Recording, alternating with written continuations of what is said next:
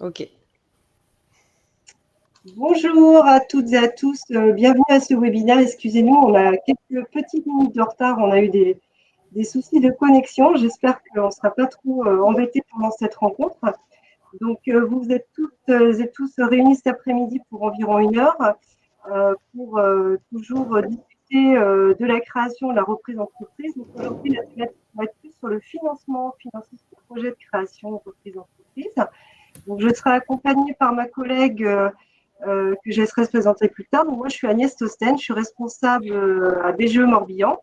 Donc, je travaille en collaboration avec mes collègues bretons. Et donc, cet après-midi, nous aurons 2 invités avec nous que je présenterai également plus tard, dès que notre deuxième invité reviendra se connecter.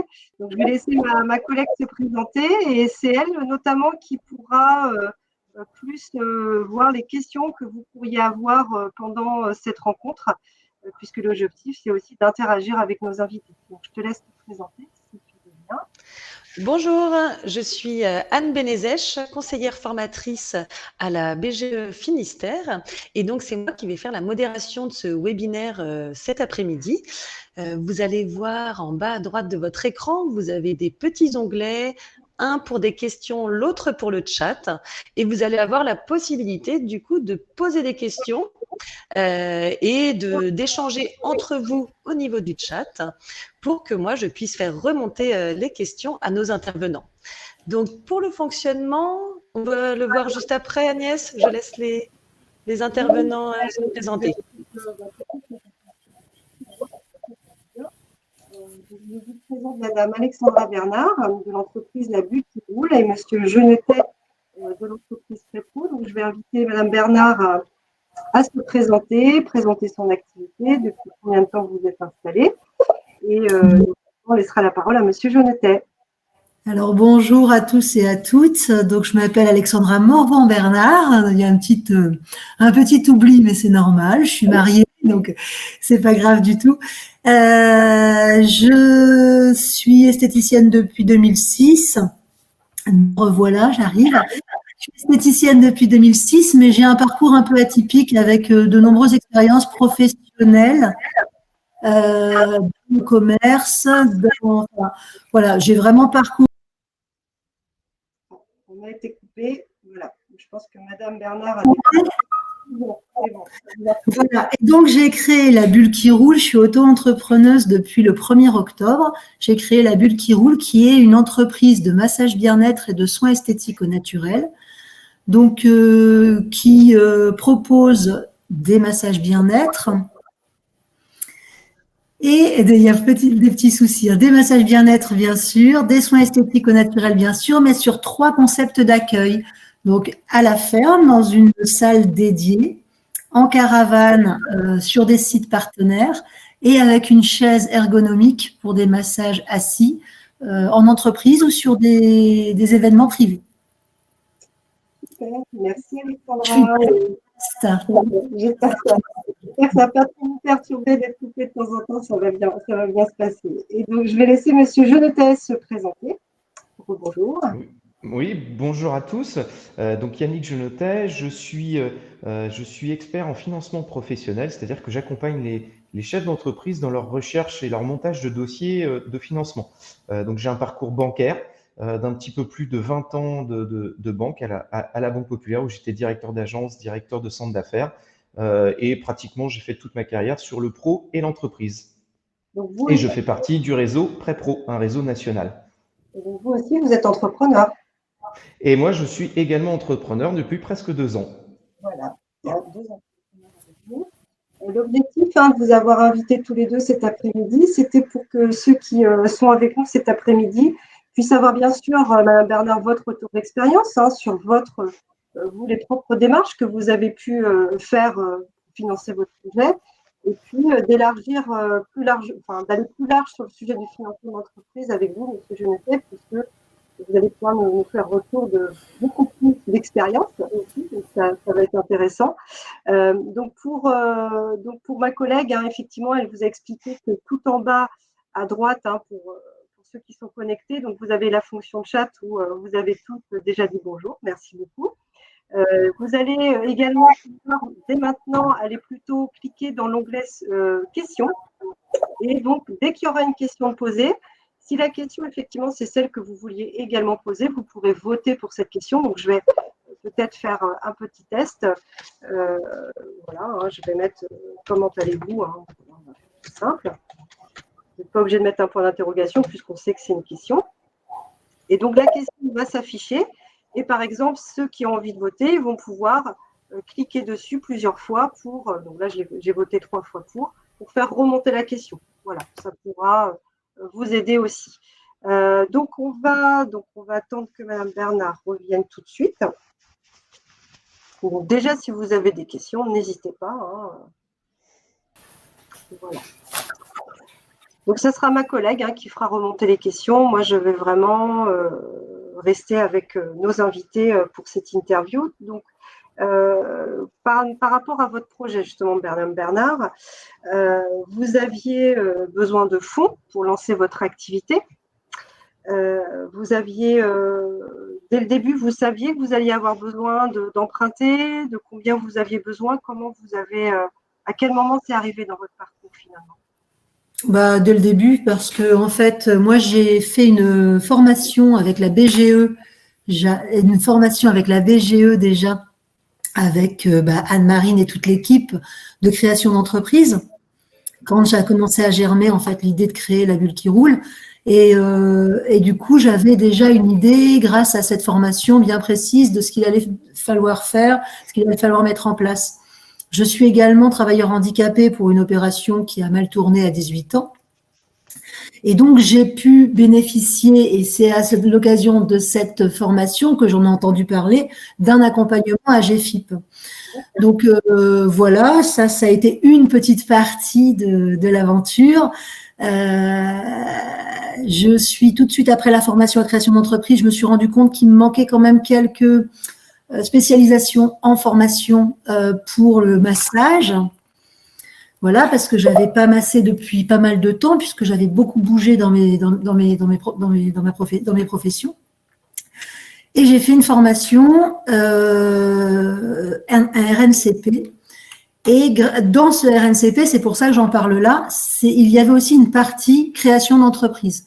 Donc, une grosse partie, c'était un gros morceau. Et du coup, ça a continué à me guider, en fait, et à me pencher sur le problème du financement qui est essentiel. Vous, c'était surtout des besoins matériels, des besoins peut-être de financer la formation, vous aviez besoin de non, la formation, c'était à part complètement. C'était des besoins matériels, des besoins matériels, et puis de com pour rénover une caravane. Donc voilà, pour faire du massage bien-être et de l'esthétique, il faut également avoir du matériel esthétique, des tables, du mobilier, du linge. Voilà. Donc d'accord. Surtout ce qu'on appelle de l'investissement, communication, matériel. Voilà. Donc là, on parlera après effectivement de quand vous êtes rentré vraiment dans la démarche de recherche de financement. Monsieur Genetet, par rapport à ça, est-ce que entre un besoin global dans un projet et puis le niveau d'implication qu'on peut avoir en termes d'apport, est-ce qu'il y a des règles aujourd'hui, parce que beaucoup de gens nous demandent, est-ce qu'il faut un pourcentage d'apport par rapport à ce projet? Souvent, c'est ces questions qui reviennent. Alors oui, cette question est systématiquement posée, elle est importante, et là, je vais un petit peu vous faire une réponse de dormant. C'est qu'un dossier, c'est un juste équilibre. J'aime pas donner un pourcentage, dire qu'il faut autant de pourcents minimum sur un dossier pour que ça passe. En fait, c'est un juste équilibre. En fonction du type de dossier, de l'expérience professionnelle du porteur de projet, du montant d'investissement, de la durée d'amortissement de ce que l'on va acheter, du type d'investissement, si on finance du matériel, si on finance de la trésorerie, enfin, tout ça va faire va faire varier en fait le besoin d'apport. Alors, le minimum d'apport, de toute façon, c'est pour que le dossier passe. Ce que j'entends par là, c'est que la capacité de remboursement va aussi déterminer le montant de l'apport. Si par exemple, mon activité me permet de dégager une capacité de remboursement à l'année de 10 000 euros, eh ben, mon emprunt doit au maximum correspondre à ces 10 000 euros de remboursement. Voilà. Donc, en fait, c'est vraiment un juste équilibre. Et un dossier, c'est fait de points positifs et de points peut-être qui sont un petit peu plus compliqués. Bien entendu, on doit avoir beaucoup plus de points positifs que de points compliqués, mais c'est ce qui va déterminer l'apport. De toute façon, ce qu'il faut bien se dire, c'est que les banques en général n'apprécient pas trop de financer tous les frais autres que matériels. Et ça, généralement, il faut trouver d'autres solutions. Il en existe et je pense qu'on en parlera tout à l'heure. Bernard, par rapport à vos besoins, en fait, il a fallu effectivement mobiliser des ressources financières. Donc, vous avez parlé de la GFIP. Alors, peut-être que les gens qui sont avec nous ne savent pas forcément ce que c'est. Est-ce qu'il y a eu la GFIP, le prêt, un apport? Est-ce qu'il y a eu... Donc, en fait, moi, j'avais un business plan qui demandait un investissement de 14 000 euros. De 14 000 euros avec avec une trésorerie de 5 000 euros. Un emprunt bancaire de 6 000 euros. Et donc, pour revenir à la GFIP, à ce point précis, c'était une aide. Donc, une subvention qui n'est pas à rembourser de 5 000 euros. Donc, qui est conséquente. Donc, moi, j'avais un apport de 3 000 euros personnel.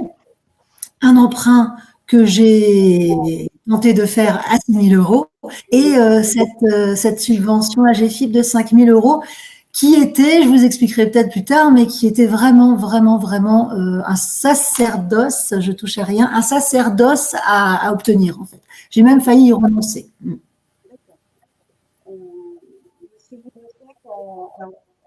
Mis à part cette subvention qui est spécifique pour une personne en situation de handicap qui fait une entreprise, aujourd'hui, quand on parle financement bancaire, j'ai encore des personnes qui me demandent, mais du coup, je vais faire un prêt professionnel, un prêt personnel, un prêt court terme, je vais appeler, je ne veux pas faire de publicité, hein, mais c'est TLM Sofinco. Enfin, voilà, on peut envisager toutes les solutions de financement qui existent.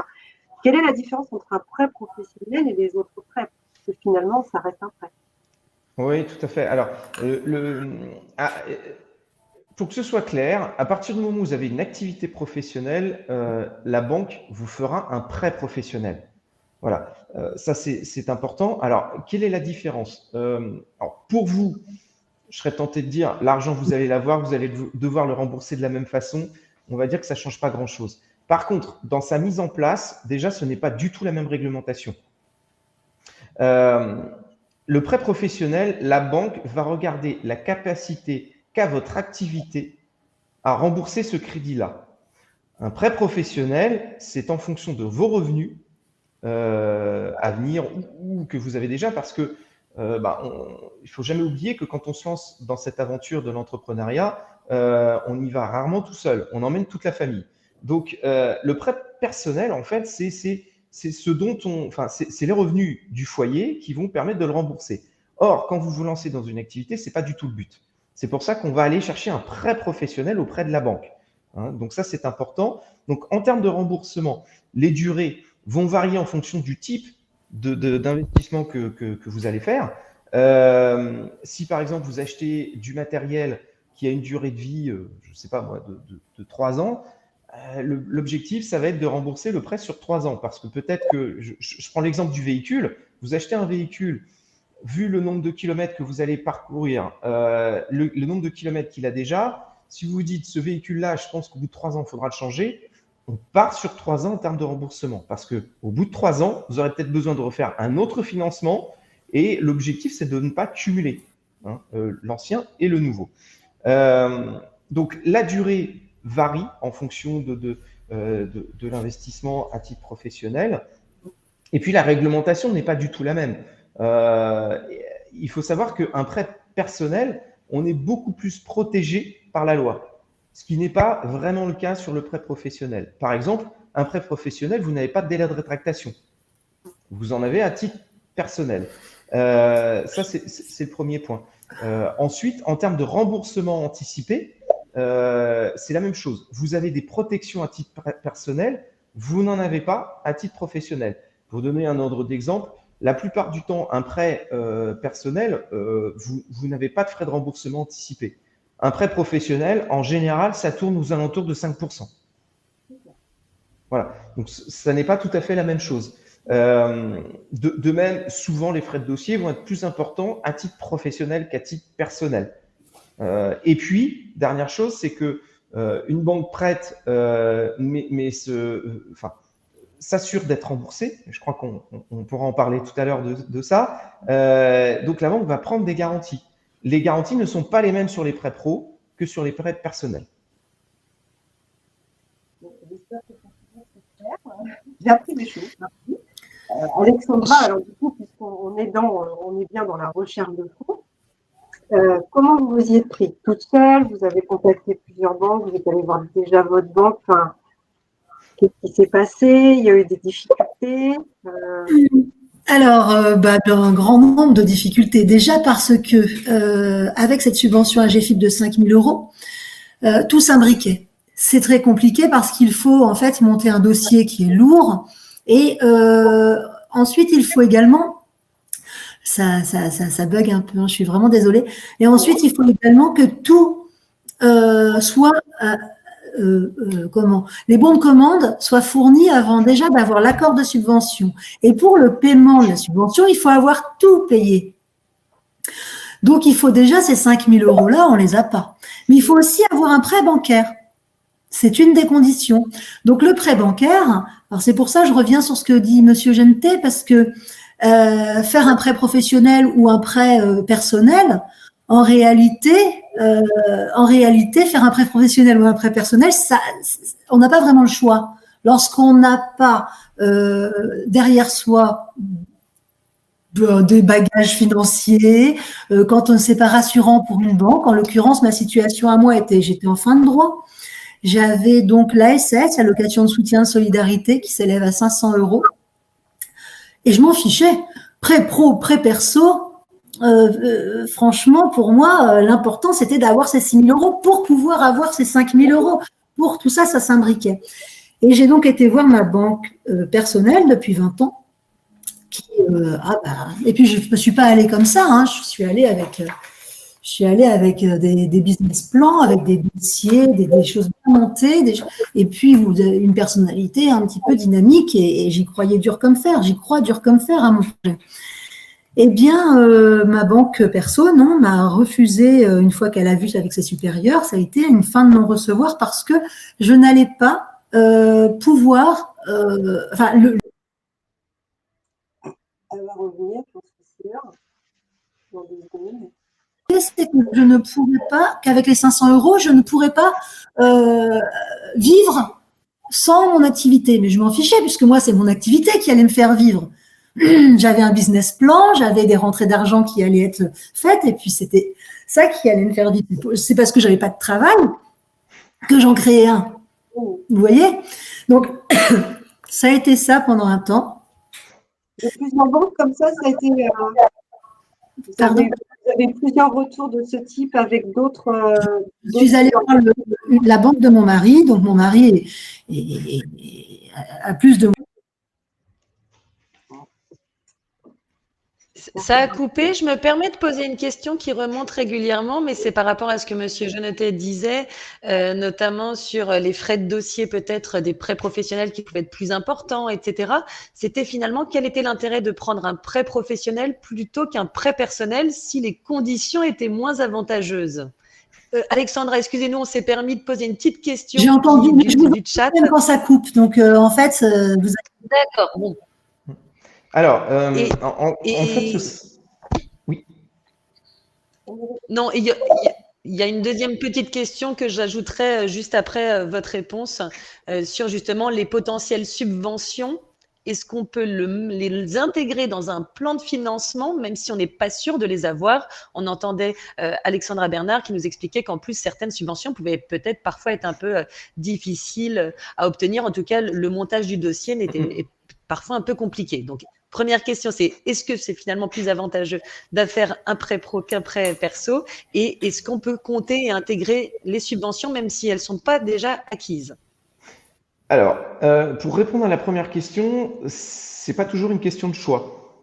Dans la plupart des établissements bancaires, à partir du moment où l'objet a un but professionnel, les banques feront des prêts professionnels. Je serais tenté de dire même dans la majeure partie des banques, pour pas dire l'intégralité. Après, effectivement, à partir jusqu'à un certain montant, jusqu'à 5 000 euros, ça peut se discuter. On peut faire un prêt non affecté et ça peut encore se faire. Au-delà, ça va devenir très compliqué. La plupart des banques feront des prêts professionnels. Donc, ce n'est pas une question de choix, c'est que ce sera imposé. En fait, un prêt, on choisit tel type de prêt en fonction de l'objet du prêt. Si j'achète une maison, ce sera un prêt immobilier. Si j'achète une voiture, ce sera un prêt personnel, un prêt auto. Si je fais un prêt dans le but de développer une activité professionnelle, je ferai un prêt professionnel. Voilà, ça c'est la règle. Après, il peut bien sûr y avoir quelques exceptions, hein, ça c'est évident. Donc ça c'est la première réponse. La deuxième réponse, par rapport à toutes les aides, effectivement, alors moi dans les plans de financement que je peux travailler avec mes clients et avec les experts comptables ou autres, j'inclus bien entendu les différentes aides. Pour moi, c'est un apport, notamment quand vous avez des prêts d'honneur qui sont faits à titre privé. Par exemple, je prends le réseau Initiative, vers qui j'oriente très très souvent mes clients. À partir du moment où j'ai un prêt d'honneur, le prêt étant fait à la personne, c'est la personne qui va amener ces fonds-là. Alors, soit si on est en entreprise individuelle, dans ces cas-là, le problème ne se pose pas. Si on est en société, ces fonds-là vont être amenés dans la société, en compte courant. Donc oui, c'est un apport.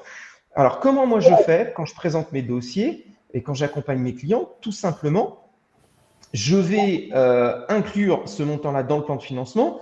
Et quand je vais aller en banque, je vais demander un financement sous réserve de l'accord de ce prêt d'honneur, de cette subvention ou autre. Il m'arrive sur certains dossiers d'aller chercher des montants significatifs de subventions.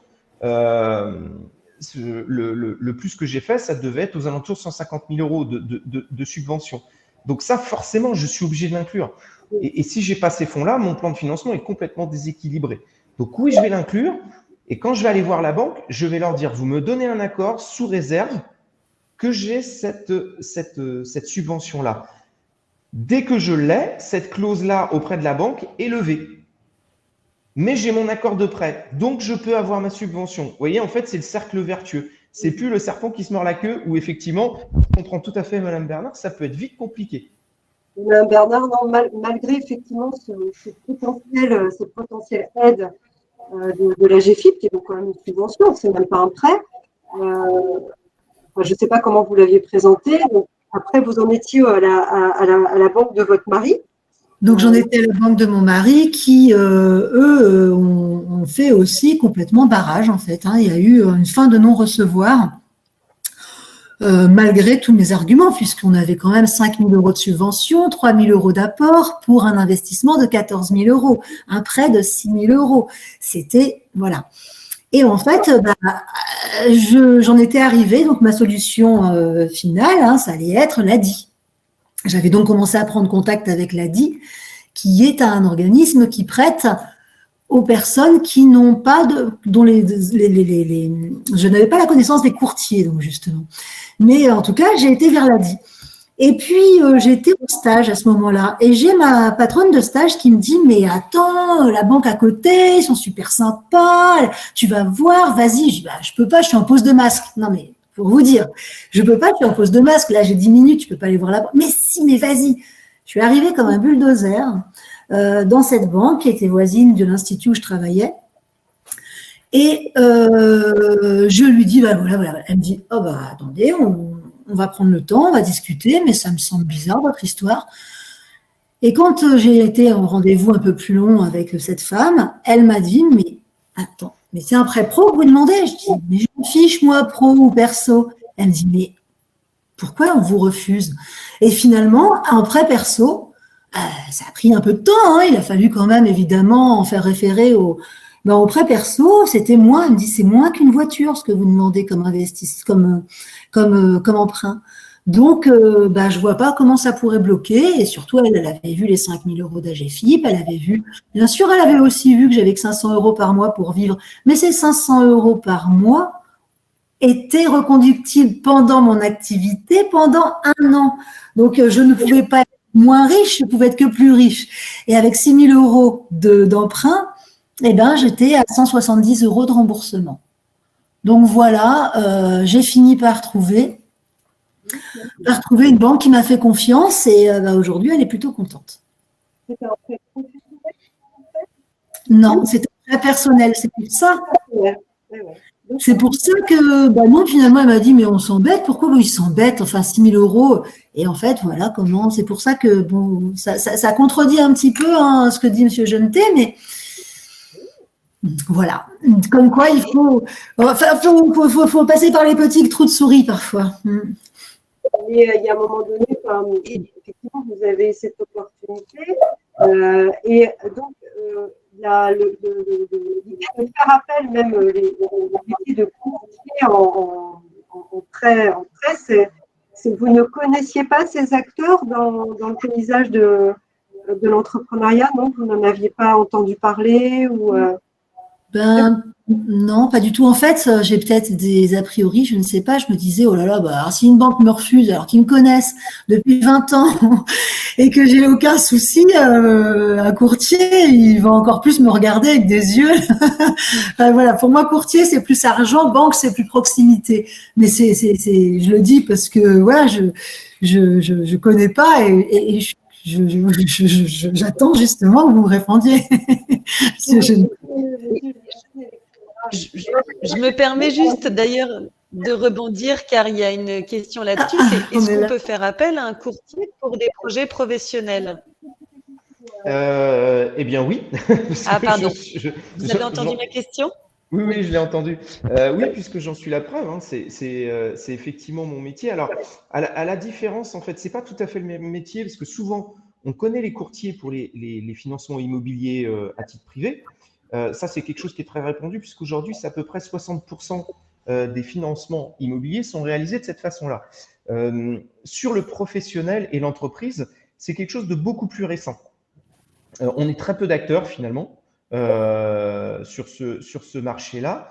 Et oui, à la différence, en fait, c'est que quand je dis que ce n'est pas le même métier, c'est qu'il y a un rôle d'accompagnement où on va vraiment aider à constituer le dossier. C'est-à-dire que moi, l'idéal, c'est quand j'ai un dossier qui arrive, qu'on est au tout début. Où justement, on parlait d'aide, on parlait… L'objectif, en fait, le rôle du courtier, il est triple, en fait. C'est bien entendu, d'avoir un accord. Donc, ça va être de monter le dossier pour faire en sorte que quand il arrive sur le dossier, sur le bureau du banquier, il corresponde parfaitement à ses attentes. Aujourd'hui, si ce n'est pas le cas, le dossier ne passera pas le cap. Et il ne sera pas forcément modifié. Donc, moi, le but du jeu, c'est de le construire.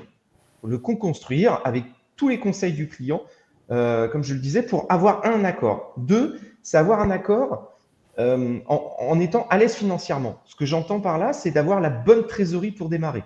Donc, il y a plein de techniques avec des franchises, donc des différés de remboursement, avec la mise en place d'autorisation découvert, avec toutes ces choses-là pour faire en sorte que quand le client commence, en termes de trésorerie, tout soit là. Parce qu'on sait très bien que quand on a la trésorerie, il y a de fortes chances que ça fonctionne.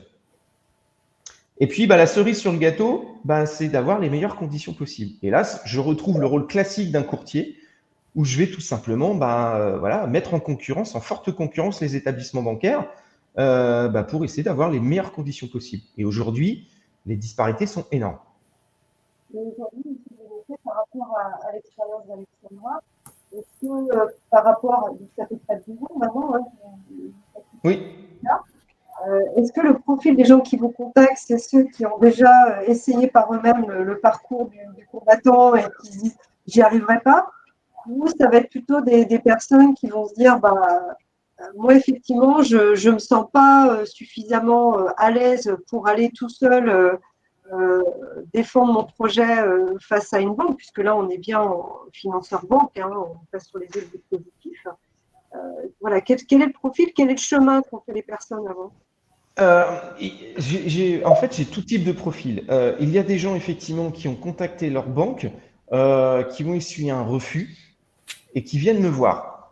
Ça existe. Alors, ce qu'il faut savoir, c'est qu'à partir du moment où on en a démarché un certain nombre, pour moi, ça devient difficile parce que quelquefois, je me retrouve avec des gens qui ont vu 5 ou 6 banques, mais c'est très difficile de faire revenir sur une décision une banque. Donc, en gros, j'ai plus de matière pour présenter le dossier. Donc, j'ai des gens qui ont juste démarché leur banque, ils ont eu un refus, et puis, au hasard, ils ont entendu parler, souvent, ou sur les réseaux sociaux ou autres, ont entendu parler de mon activité. Donc là, ils vont me solliciter.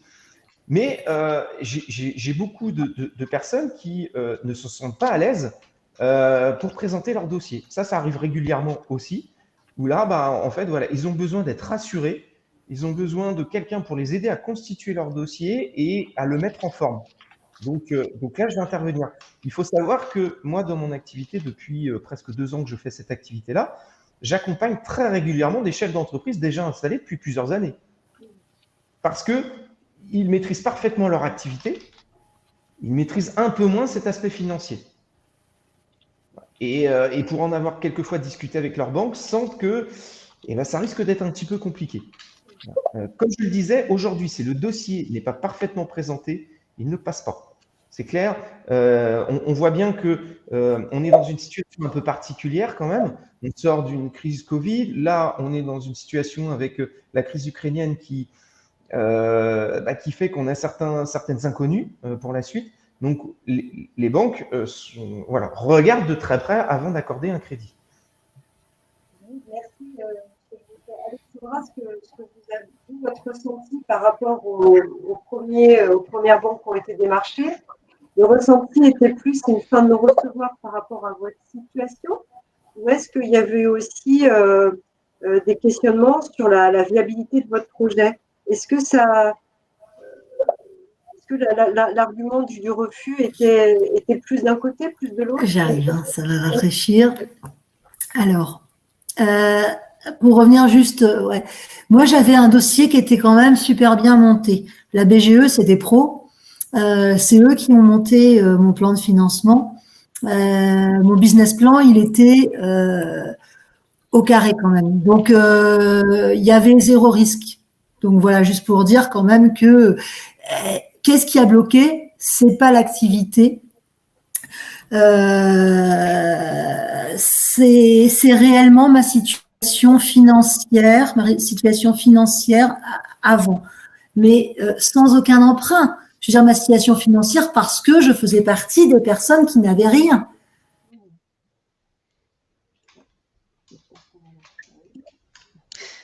Ça, je faisais partie de celles qui n'avaient rien et qui devaient continuer à avoir rien.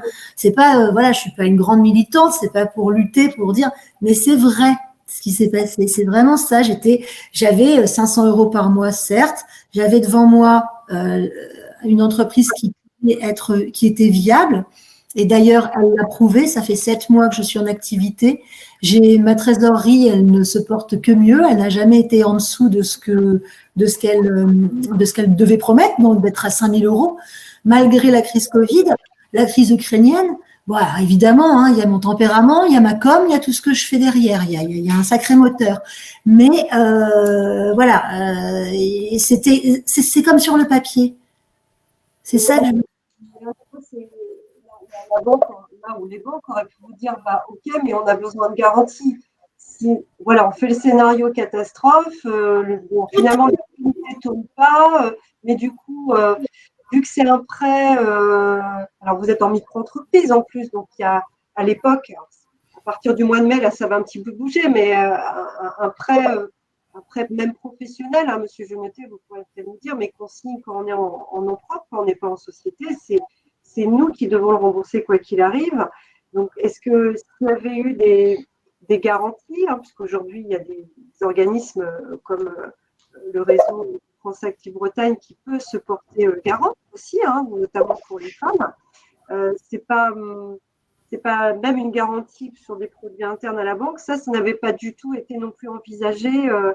Moi, mon mari, en fait, se portait caution. Mon mari, il a un CDI depuis toujours.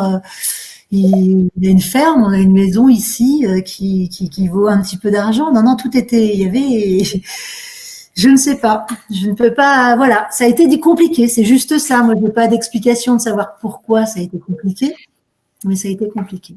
Et justement, les intervenants, les participants ont essayé de savoir quel est le meilleur dossier possible et justement s'il est plus intéressant, en tout cas s'il est plus avantageux d'avoir par exemple un apport en capital conséquent ou plutôt alors il disait en exemple, ou plutôt un compte courant élevé. Alors, Qu'est-ce qui est pour là, vous, on parle de Monsieur société Genetet, dans ces cas-là. On on parle parle de de société. société, oui. Voilà, tout à Oui, fait. Alors, une SASU en l'occurrence. Une c'est un SAS. petit peu comme la réponse que je vous ai faite tout à l'heure par rapport à l'apport. En fait, il faut qu'on ait un compte courant suffisant pour rassurer la banque. Là, par contre, je vais pouvoir vous donner quelques indications. Moi, très souvent, ce que je conseille, mettre trop en capital ne sert à rien. Parce que demain, quand l'entreprise fonctionnera très bien, je vais peut-être avoir envie de récupérer une partie de mes comptes courants à partir du moment où la société a une trésorerie qui est largement excédentaire et qui permet voilà, de faire face aux besoins de la société. Si j'ai une trésorerie encore supérieure, ça veut dire qu'à un moment ou à un autre, le fruit de mon travail, je peux le récupérer. Donc, l'idéal étant de le récupérer en compte courant. C'est-à-dire que ce que je vais mettre au moment du démarrage de l'entreprise, l'objectif, c'est de pouvoir le retirer à un moment ou à un autre, sachant que quand j'ai déposé en compte courant, je ne paye aucun impôt sur ce que j'ai déposé. Donc ça, c'est déjà la première chose. Donc, alors, au niveau de la répartition, compte courant et je dirais capital, un tiers capital, 2 tiers compte courant, pour moi, me paraît être un bon équilibre. Maintenant, ça dépend bien entendu du montant total de l'apport et du type d'investissement que je vais faire à côté. Je prends un exemple tout bête. Si par exemple, l'investissement est uniquement dans des machines, enfin, du matériel neuf qui peut se financer en crédit bail, je vais peut-être avoir moins de capital à mettre dans la société, hein, parce que le crédit bail n'apparaîtra pas sur mon bilan et donc j'aurai un bon équilibre, même si j'ai peu finalement de capital. Sachant que dans la réflexion au niveau des banques, ce qu'il faut bien se dire, c'est que pour les banques, l'apport, c'est capital et compte courant. Voilà, les deux sont considérés formant l'apport que l'on va mettre dans son projet. Hein, donc ça, voilà, ça c'est moins important. Alors, très souvent vient aussi la question du coup du blocage des comptes courants. Il faut savoir qu'aujourd'hui, pratiquement aucun établissement ne bloque les comptes courants. Ça n'existe pratiquement plus. Donc ça veut dire qu'à n'importe quel moment, les comptes courants, on peut les récupérer. Il n'y a qu'une condition, c'est bien entendu d'avoir la trésorerie pour le faire. Et de ne les récupérer qu'à partir du moment où on a suffisamment de trésorerie. Donc, à l'extérieur, vous n'avez pas eu le fin mot de l'histoire finalement sur le pourquoi du comment et vous avez fini par passer par le prêt personnel finalement. Mais justement, là, par rapport à ça, le prêt perso, on ne demande pas de garantie, vous en êtes caution automatiquement finalement quand c'est un prêt personnel. Il y a eu un acte de cautionnement signé, Madame Bernard, au niveau du prêt personnel? Oui, aussi. Un acte de cautionnement, oui, de la part de mon mari. Donc ça a été au début, qui n'a pas été évoqué par la troisième banque, donc celle qui a accepté mon emprunt. Et finalement, avec le retour des supérieurs, il a fallu le faire. Et de toute façon, voilà. Il n'y avait pas trop le choix. Non. Ah, mais moi, j'aurais vendu femme et enfants, je crois. Enfin, ici, on a plutôt des moutons et des poules, mais. C'est vrai qu'on a parlé de société. Aujourd'hui, sur les derniers chiffres de la création, on est quand même dans une grande majorité de création d'entreprise qui n'est pas en société, mais plutôt en entreprise individuelle. Et dans le cadre d'un prêt professionnel en entreprise individuelle, aujourd'hui, quand les banques, justement, demandent une caution personnelle ou même en société, c'est possible d'ailleurs. Vous avez ce cas-là. Est-ce que l'objectif, c'est d'éviter à tout prix cette caution? C'est d'aller trouver d'autres dispositifs? Alors, en fait, quand on est en entreprise individuelle, la caution n'est finalement pas si souvent ça prise. Ça veut dire qu'on va aller chercher la caution d'une tierce personne. Et là, très souvent, ça va faire peur aux porteurs de projet. Parce que ça veut dire que, je veux dire, prendre le risque soi-même c'est une chose. Le faire prendre à quelqu'un d'autre, alors je mets de côté, bien entendu, le fait d'être dans un couple et puis, bien sûr, comme je le disais tout à l'heure, quand on se lance dans cette activité, dans une activité professionnelle, on emmène tout le monde, hein, femme, mari, enfant, voilà, tout le monde est concerné finalement par le projet, hein. Donc finalement, à titre professionnel, la plupart du temps, les cautions sont prises à partir du moment où on est en société, hein, où là, finalement, moi, c'est ce que souvent, là, je reprends mon ancienne casquette de banquier. Ce que j'expliquais, c'est que c'était pas à la société qu'on prêtait, c'était aux porteurs de projet. Donc, qu'on l'investisse dans le projet, ça semble cohérent. Que ce soit pas que la banque qui prenne le risque. Et c'est normal. Par contre, il existe des moyens d'éviter cette caution ou en tout cas de la diminuer fortement. Par exemple, France Active est une solution qui est une très bonne solution jusqu'à un certain montant, puisque c'est la moins chère sur le marché, clairement, et puis surtout qu'elle évite toute caution à titre personnel. Donc ça, c'est extrêmement intéressant. Il existe d'autres solutions telles que BPI, donc en fait c'est l'État qui est derrière. Vous avez également la CIJ, vous avez certaines banques qui ont leur propre société de caution mutuelle telles que la Socama ou la SACEF. Voilà, il existe d'autres solutions. Et là, ces autres solutions, contrairement à France Active, généralement c'est un mixte. On a une partie qui va être cautionnée par ces établissements-là, avec un coût, bien entendu, hein, puisqu'il faut payer cette caution-là, mais c'est un petit peu comme un crédit logement quand on investit dans l'immobilier pour éviter l'hypothèque, hein. Et puis, il y aura une toute petite partie à titre privé, mais qui sera infime. Donc, certes, c'est un coût, mais moi, souvent, ce que j'explique aux clients, c'est que c'est peut-être le coût de la tranquillité. Voilà. Et que s'il arrive quoi que ce soit, on n'est pas engagé à titre personnel. Mais ça, ce n'est possible qu'en Pardon ?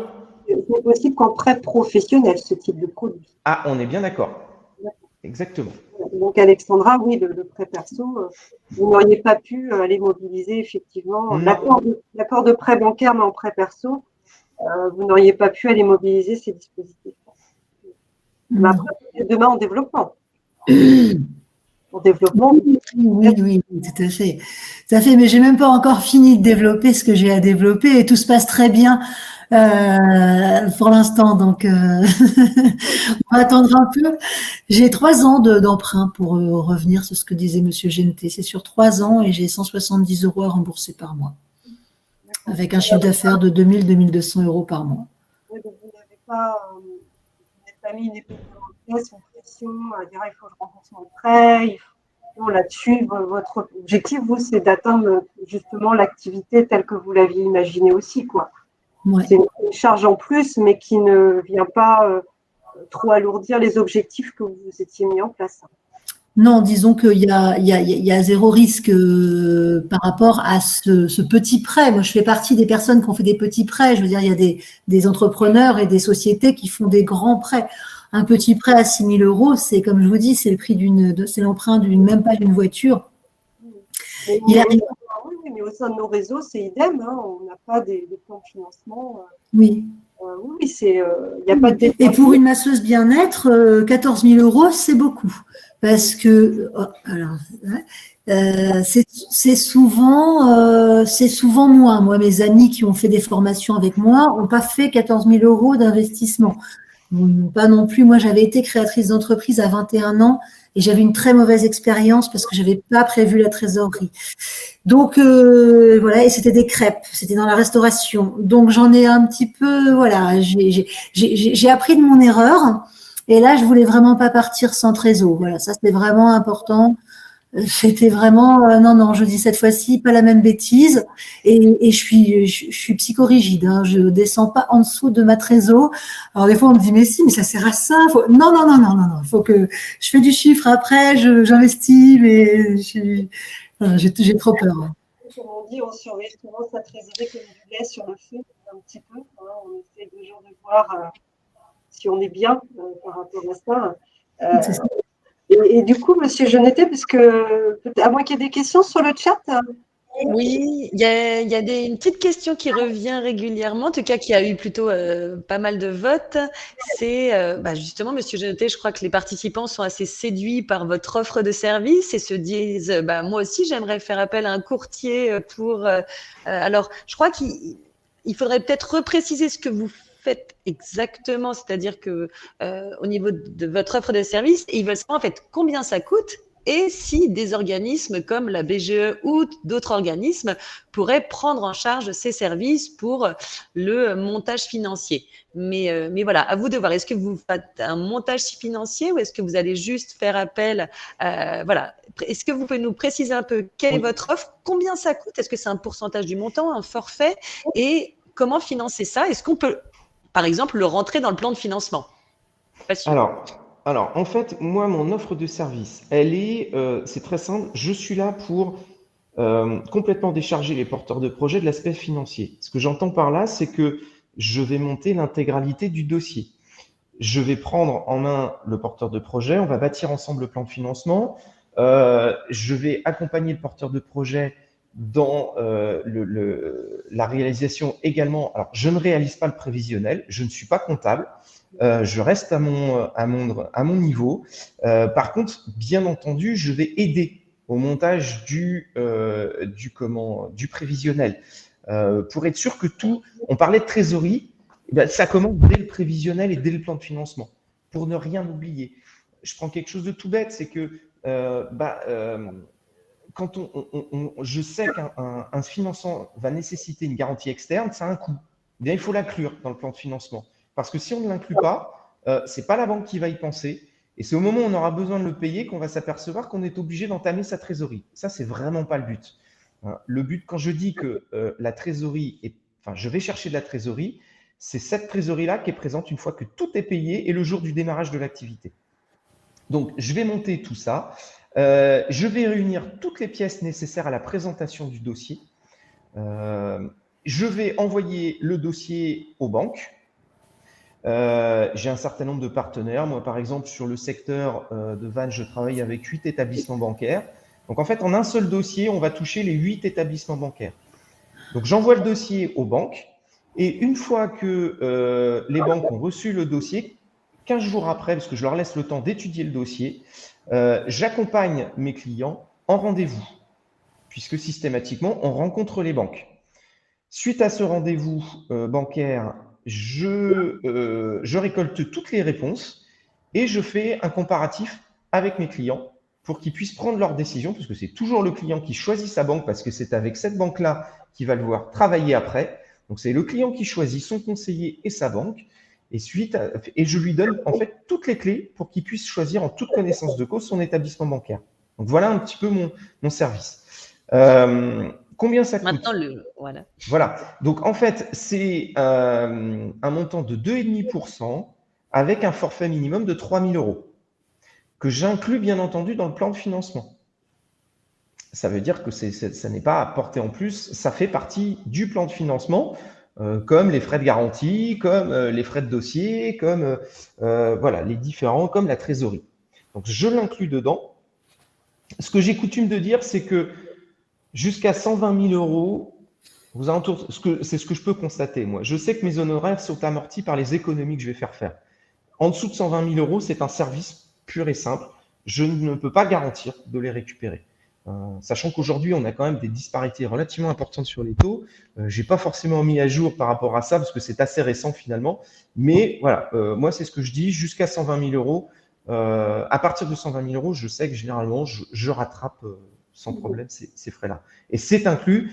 À ma connaissance, il n'y a pas d'organisme qui prenne en charge ces frais-là, mais c'est inclus dans le plan de financement. Merci beaucoup. Et Alexandra, quand vous avez présenté votre dossier à la banque, Je sais pas qu'on me pose une question, j'entends bien. Vous m'entendez, Alexandra? Bien répétier, ouais, parce que ça a juste coupé au début de la question. Donc, Non, la question que je vous posais et que je reposerai à M. Jenotet aussi, c'est et que nous aussi on a posé à des banques, c'est aujourd'hui au-delà du prévisionnel, puisque c'est important, on le sait, le prévisionnel, bien sûr. C'est montrer combien je vais gagner, combien je vais dépenser, de quoi j'ai besoin. Mais Alexandra, est-ce que quand même la banque qui vous a suivi a été aussi sensible votre expérience, votre motivation, la stratégie aussi pour vous différencier, parce qu'après tout, on pourrait se dire, avec le boom de ceux qui ont voulu se lancer dans ces activités-là, bah, peut-être qu'il y a peut-être eu un déficit d'image sur la rentabilité. Donc voilà, est-ce que ça aussi, ça a été quand même pris en compte quand vous avez apporté votre business plan sur lequel vous avez passé beaucoup de temps? Oui, alors réellement, à chaque fois, je pense la même chose pour chaque réussite, on va dire, en tout cas accord entre partenaires. C'est une histoire de connexion entre deux personnes, ça c'est sûr. Et il est évident que cette femme… On est désolé pour ceux qui sont connectés. Je suis désolée. Et que cette femme-là a forcément vu en moi le dynamisme, l'expérience, justement la multitude d'expériences que j'avais et le déterminisme. Et le déterminisme certain. Pourtant, on était, et évidemment, il y avait le plan de financement et il y avait aussi pas mal de petites choses. Donc ça, c'est un peu un conseil que je peux donner. Moi, j'avais ma caravane, il fallait que je la rénove. J'avais pas l'argent pour la rénover. Il faut la rénover. J'avais pas la caravane à montrer à un banquier, à un partenaire. Donc j'ai fait appel à une illustratrice. Et je sais pas si vous voyez, mais vous voyez, j'ai proposé. J'arrive. Voilà, j'ai proposé quelque chose qui soit envisageable, qui soit clair. Donc, quand on arrive avec un soutien de propositions comme ça, visuel, c'est plus facile quand même, c'est plus parlant. C'était ça l'idée en fait, de pouvoir vraiment imaginer le projet tel qu'il existera. Voilà, c'est ça, de pouvoir que la personne qui va vous suivre, qui va vous faire confiance, puisse se projeter et voit que vous n'avez pas des rêves. En effet, c'est un métier, c'est le bien-être. On peut penser qu'on est des doux rêveurs, mais réellement, voilà, elle a vu tout de suite que je savais où j'allais et elle a en effet eu confiance dans ma personnalité. Mais c'est surtout dans le fait que je lâchais rien. Et c'est ça que je veux conseiller aussi, quoi. C'est, bah oui, ça bloque, mais il y a toujours des solutions. Si votre entreprise, elle est viable, il y a moyen de trouver un moyen de financement. Il y a toujours un moyen. Voilà, en gros, c'est ça. Vos retours au-delà des aspects financiers, effectivement, puisque le réseau BGE, comme d'autres, on accompagne, comme on vous a accompagné, Alexandra, dans effectivement le fameux business plan, où on va dire à la personne de bien valoriser son parcours, expliquer ses objectifs. Ça reste quand même un élément aussi incontournable sur peut-être des dossiers financiers où ça reste aussi imprévisionnel. Donc, mais de prouver par A plus B que je vais mettre une stratégie, que j'ai le profil, est-ce que ça compte aussi au niveau des financeurs? Ah, je crois qu'on n'entend plus, monsieur. Vous nous entendez, monsieur Jonathan? Oui. Alors, j'ai pas tout entendu, en fait. En fait, je vous demandais si dans le business plan, pour ceux qui nous écoutent, le business plan, c'est quelque chose de très scolaire. Il y a le prévisionnel qui va arriver à la fin, mais au début, on parle de soi, de son positionnement, de sa stratégie, parce que l'idée, c'est quand même que le financeur le lise et n'aille pas tout de suite au prévisionnel, parce que c'est important. Oui, alors le point le plus important dans un dossier, c'est le porteur de projet. Ça, c'est clair. Son expérience, son vécu, son professionnalisme, ça, c'est essentiel. C'est toujours sur ça que moi, je vais m'appuyer pour un dossier. Ça, c'est évident. Parce que si j'ai pas la bonne personne en face du projet, ça ne fonctionnera pas. Et c'est ce qu'il va falloir faire passer au banquier. Donc là, il y a plein de façons de le faire. Tout à l'heure, je vous voyais montrer un certain nombre de photos. C'est exactement ça. Je veux dire, j'ai quelqu'un qui va se lancer comme menuisier, par exemple. Il est évident qu'il a déjà fait des réalisations, un book, ce qu'il a déjà pu, ce qu'il a réalisé avant, ce qu'il est capable de faire. Et bien, il faut le montrer, tout ça. En fait, c'est ça. Moi, mon travail auprès du banquier, c'est déjà de le rassurer et de lui montrer que j'ai la bonne personne. Donc, tout ce qui va pouvoir justifier ça, je vais le faire.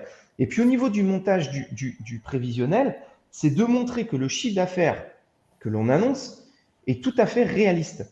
Il y a plein de façons de le faire. Là, par exemple, je viens d'accompagner un dossier, c'est quelqu'un qui se lance dans les travaux publics. Eh bien, tout simplement, au début, il est venu me voir, oui, avec un prévisionnel, très bien. Bah, il ne savait pas comment m'expliquer qu'il allait le réaliser. En fait, c'est très simple. Ce que je lui ai demandé de faire, c'est d'aller voir les gens, les clients qui lui avaient dit qu'ils souhaitaient travailler avec lui et de faire des courriers, des attestations, des mails. Et ça, je l'ai mis dans le dossier. Car aucune banque s'est posé la question sur la réalisation du prévisionnel. Généralement, ce qui est ressorti, c'est que il est très prudent. Une fois que le banquier a dit ça, c'est gagné. On est tranquille. Alexandra, vous n'aviez pas demandé à des particuliers de vous signer une promesse de massage. Donc, comment vous avez construit vos objectifs vous disant, voilà, je vais par rapport à mes lieux aussi, hein, je me fixe un objectif par rapport à mes capacités ou ce que je pense pouvoir faire. Ouais. Moi, je suis vraiment partie par rapport à mes capacités. Et c'est ça aussi qui était censé rassurer mes partenaires, parce que et d'ailleurs, j'en ai rencontré d'autres après dans l'école où j'étais, vraiment un pro du financement, etc. Et quand il m'a entendu dire ça, il m'a dit, bon, là, moi, je suis direct, mais pourquoi t'ouvres pas? Parce que moi, j'ai dit, voilà, moi, j'ai un handicap, j'ai un problème au genou. Je sais que de temps en temps, ça coince et je sais qu'il ne faut pas que j'aille au-delà de mes capacités. Donc, ça va être 4 jours. Ça va être 4 jours. Un massage, c'est très physique. Donc, ça va être 2 par jour. 2 par jour et un esthétique. Et en fait, c'est comme ça que j'ai monté c'est par rapport à mes capacités. Mais déjà, là, avec mes capacités-là, on arrivait à quelque chose qui était viable. Donc, aujourd'hui, je fais… donc, c'est ça, c'est rassurant pour la personne qui est en face de vous aussi. Qui peut se dire elle prend pas la vision haute de ce qu'elle pourrait faire, elle ne rêve pas, au contraire, c'était vraiment au rabais. Aujourd'hui, j'en fais plus que ce que je devais faire. Parce que, pardon. Vous avez vraiment fait en fonction de ce qui vous était conseillé de faire pour durer aussi, hein, pour pérenniser aussi votre activité et puis vos capacités. Donc c'est vrai que là, il y a une composante à prendre en plus, hein, dans l'élaboration du chiffre d'affaires. Dans un cas plus général, hein, Monsieur Jeunetet aussi, avec l'expérience que vous avez pu aussi avoir au sein des comités, hein, de comités de frais d'honneur notamment, c'est toujours lié aussi à la sensibilité de l'entrepreneuse, de l'entrepreneur, de se dire et qui doit être en capacité de défendre. Il y a certains qui vont être ambitieux, d'autres précautionneux, voire trop précautionneux. Du coup, on risque de leur dire, mais du coup, vous n'y croyez pas. Alexandra, il n'y avait pas de sujet. Vous y étiez complètement persuadée et en capacité de défendre vos objectifs. Mais c'est vrai que ce n'est pas toujours évident, hein, pour celles et ceux qui nous suivent. Mais c'est bien de faire un prévisionnel, mais comment je vais le défendre? Pourquoi est-ce que finalement, quand je ne peux pas aller chercher des promesses de vente, comment je peux défendre ça sans qu'on me traite de trop ambitieux ou trop précautionneux? Alors, il y a plusieurs façons de faire. Et effectivement, il faut trouver le juste équilibre. Il faut rester prudent, notamment quand c'est une création, c'est jamais comment ça va démarrer. J'ai rarement vu un commerce s'ouvrir et les gens faire la queue devant ce commerce-là, c'est plutôt rare. Donc oui, il faut être prudent, partir avec une certaine progressivité. Et à montrer qu'avec malgré cette prudence, le projet reste viable. Ensuite, il y a des moyennes sectorielles aussi que l'on peut regarder. Voilà, un chiffre d'affaires moyen pour telle ou telle activité, pour une personne, qu'est-ce que ça donne? Et puis, par exemple, pour un commerce, c'est combien de ventes par jour je dois faire? Ça représente combien de clients qui vont pousser la porte de mon magasin? Est-ce que ça paraît plausible ou pas en fonction des avantages concurrentiels que j'ai par rapport à mes concurrents? Enfin, voilà, c'est tous ces points-là, en fait. Si j'ai des chiffres de concurrents aussi, voyez, regardez, ce concurrent-là, voilà ce qu'il fait. sachant que j'ai tel avantage concurrentiel, voilà, j'estime que dans les 2 ans, je dois pouvoir faire aussi bien que lui, ou dans les 3 ans. Enfin, voilà, c'est tous ces éléments-là qu'il va falloir amener. C'est toutes ces questions-là aussi que moi, souvent, j'amène à se poser aux porteurs de projet. Parce que si moi je les pose, c'est parce que aussi, enfin là, je reprends ma casquette d'ancien banquier, hein, c'est parce que ces questions vont être posées lors du rendez-vous bancaire. Et il faut avoir la réponse. J'aurais une petite question justement, peut-être qui va faire référence à votre expérience d'ancien banquier. À la fois, on parle des fameuses campagnes de crowdfunding qui peuvent être un apport supplémentaire.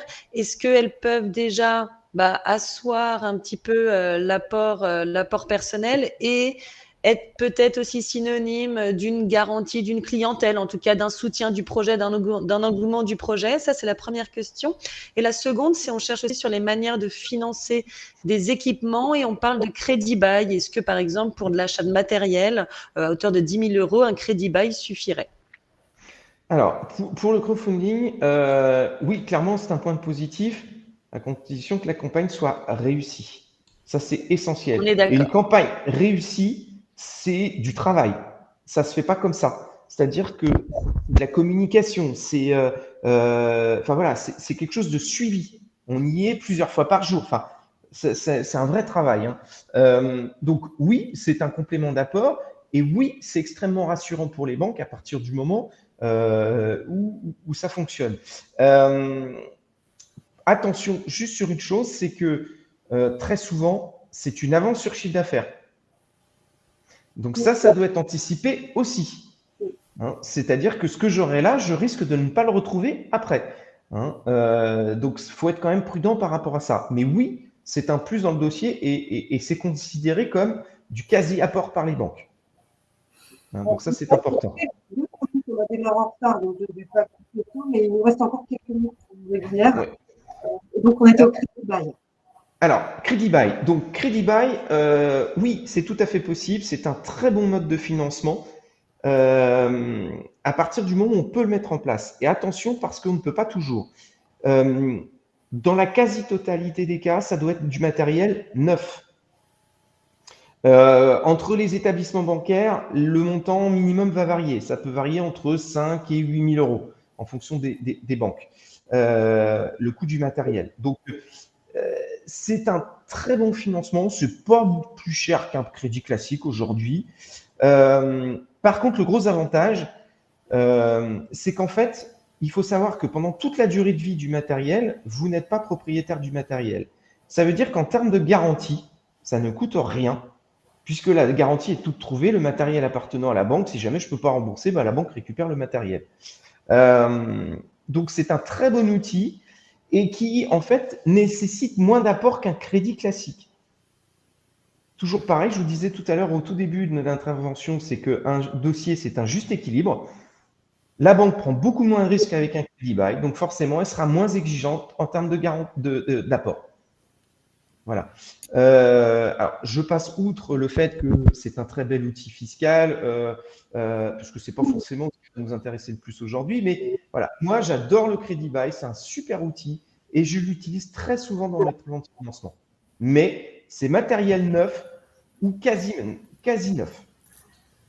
Merci. Merci. Alexandra, donc là, je vais vous demander le mot de la fin. Donc, Alexandra et Monsieur Genetet, ce que je demandais, c'est un dernier conseil. Et si vous pouviez nous rappeler, Alexandra, comme Monsieur Genetet, où est-ce qu'on peut vous trouver je suppose que vous avez un site internet, tous les deux aussi, mais sur quel secteur on peut vous trouver aussi. Et puis, donc, un dernier conseil pour tous ceux qui sont avec nous.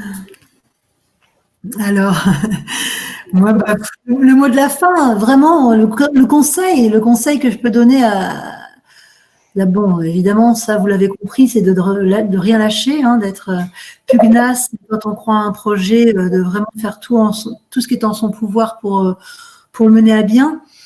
Mais il y a un point important sur lequel je voudrais revenir et qui est la différence qu'il y a entre la réussite de la bulle qui roule, pour l'instant, en tout cas le bon lancement, on va croiser les doigts que ça continue comme ça, et les autres qui ont pu démarrer dans le même secteur d'activité, c'est le budget com. Clairement, moi, j'étais partie dans l'idée avec 3 000 € de budget com sur 14 000 avec 5 000 de trésorerie. Pardon, je reviens. Je suis plutôt à 4 000 et donc c'est énorme et ça va continuer. Et je pense que c'est la clé du succès personne ne serait venu me chercher, moi, chez moi, au fond de ma ferme, parce que faut savoir que tout n'a pas été développé. Finalement, la caravane, pour des raisons de temps, ça a commencé très, très fort. J'ai pas fini de la rénover. Donc, bref, la com, c'est hyper important. Voilà. Et la dernière petite question, j'ai déjà oublié, vous aviez? Actuellement. J'ai pas entendu, je suis désolée. Je voulais savoir où est-ce que, si les gens veulent vous contacter et faire appel à vous. Donc, en fait, moi, je peux répondre aux questions parce que j'ai vu des questions qui passaient là et bon, on ne peut pas répondre évidemment comme ça. Donc, la bulle qui roule, c'est bonjour@labullequiroule.com. J'ai un site internet www.labullequiroule.com, une page Facebook, Instagram. Enfin, la bulle qui roule, quoi. Il n'y en a qu'une. Merci à vous.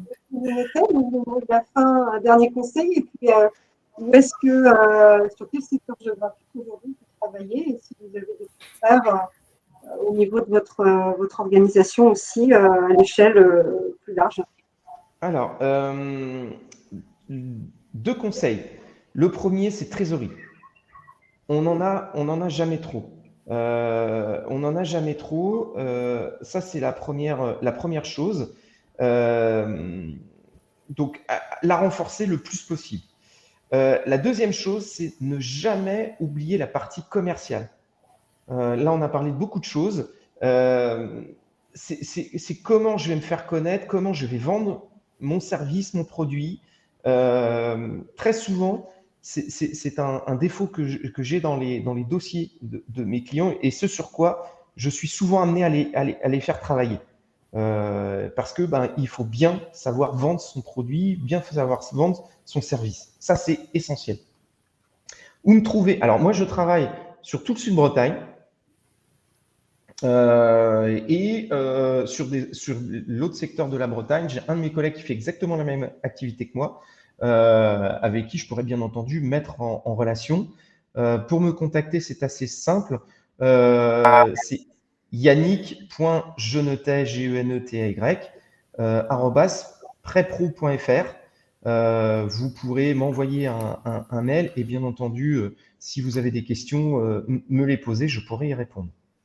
À tous ceux qui sont connectés cet après-midi, bien sûr, s'il y a des besoins, vous n'hésitez pas à vous contacter la BGE qui vous accompagne. On verra via notre réseau que vous êtes inscrit cet après-midi, on pourra vous redonner les coordonnées. Eh bien, il me reste plus à vous remercier d'avoir répondu sur vos expériences. C'est pas possible. Et puis, encore toutes mes excuses pour ces petites incidents. On ne va pas trop frustrer pour ceux qui nous écoutent, parce qu'on ne peut pas vous voir ni vous entendre. C'est ordinaire. Bien entendu, on ne peut pas répondre à toutes vos questions. J'espère déjà que vous avez eu pas mal de réponses sur ce sujet-là.